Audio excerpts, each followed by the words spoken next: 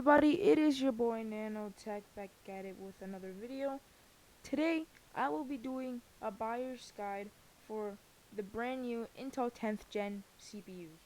So, this buyer's guide will be going through the cheapest one to mid-tier, mid-tier perform not like the second, not the second cheapest, but like mid-range, and then the next one's gonna be performance.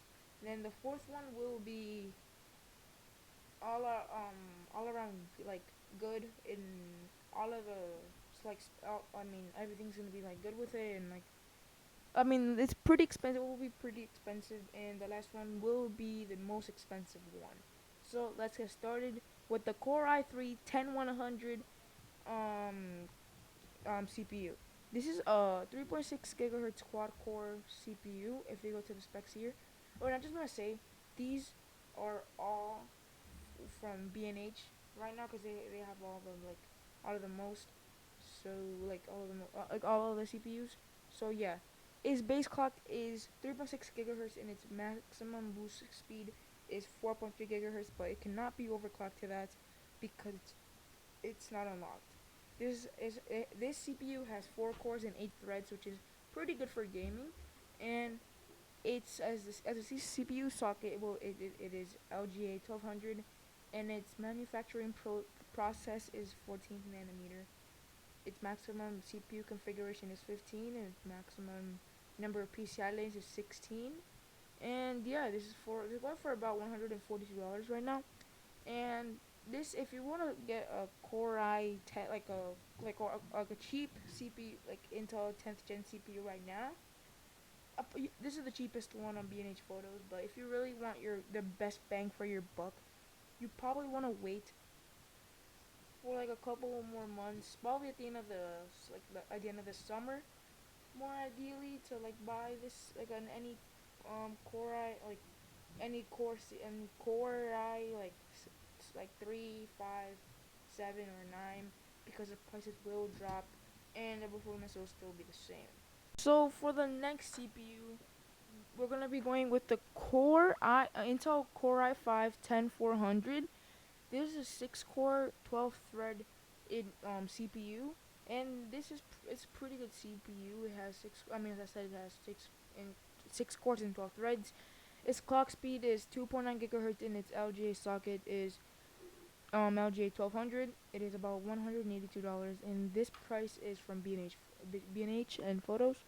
And yeah, it does. I just have to say that these all do come with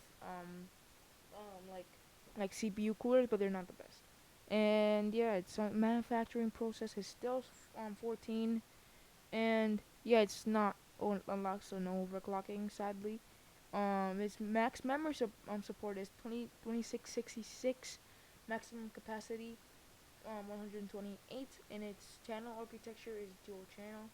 And I just want to say that I don't really like Intel CPUs because they don't have the fastest RAM or supported. So if you want to go for like 3600 megahertz, which you still should not be going with Intel, it's not gonna be compatible. Which is something that I would like Intel to fix, so instead of just leaving it at like super slow. And also probably change to another manufacturing process than 14th, like probably 12, because AMD's already on the 7th nanometer. And yeah, it's only 65 watts, and yeah, it's pretty nice if you want to go for any like performance in like budget Intel CPUs. So for the performance, but a little bit more expensive, we have the Core i5 10600K. This is a 6-core, 12-threaded CPU, and it's unlocked, so you can overclock it to about 4.8 gigahertz, if I'm not mistaken. Yes, and it's still on the 14th nanometer manufacturing process. It is LGA 1200, and it is unlocked. So obviously, and this one is 125 watts, not 65 like the other one. But and yeah, it's pretty normal. Bitwit Kyle, he reviewed this with the Core 900K, when Intel sent in my package, but and also Intel, if you're watching, please send me the my PC to make a video on. I'm sorry. Go back to the video. And yeah, this supports 128 gigabytes of RAM, and still the memory support is still the same, 2666. It's not that fast. Does not support ECC memory. It's channel architecture is dual channel, and yeah, if you have a very beefy CPU cooler, or you're just or if you're just using water cooling, that's great because you can like boost it up to 4.8 gigahertz, and that's really close to 5 gigahertz. And for the fourth spot, this is the best price to performance Intel CPU that comes from the 10th gen. This is obviously the Intel Core i9 10900K. Its base clock is 3.7 gigahertz, which is less than the other one, the i5 um 10600K, which is I believe 4.1 gigahertz. And yeah, it's still on the 14th nanometer. That's fine.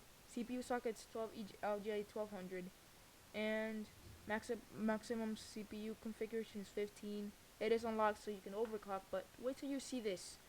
5.3 gigahertz.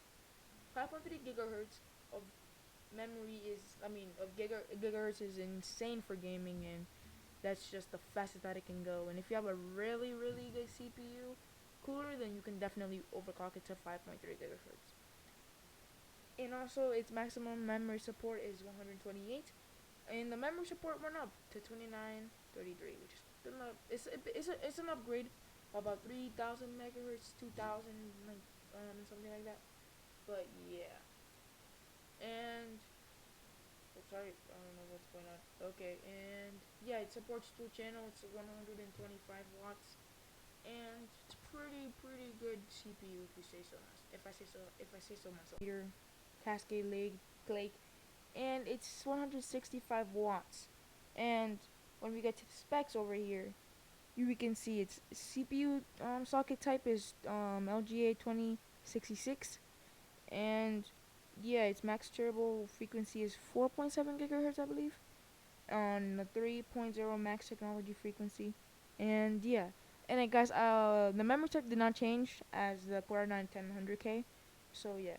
And yeah, it's still on the same one, but guys, I forgot to say that the Core i9 10100K does have 10 cores and 20 threads. I'm so sorry for that, but yeah, I guess I hope I make it up to you, but on this like time. But yeah, if you guys enjoyed this buyer's guide, please leave a like, subscribe. I'm on the road to 1,000 subscribers, so it would be of massive help if you subscribed. And also, which buyer's guide would you like me to do next? And I know that whenever the AMD 4000 series, I will both be reviewing it and doing a buyer's guide, and probably comparing it to Intel's 10th gen CPUs. But yeah, if you enjoyed, don't forget to leave a like, subscribe, and yes, goodbye.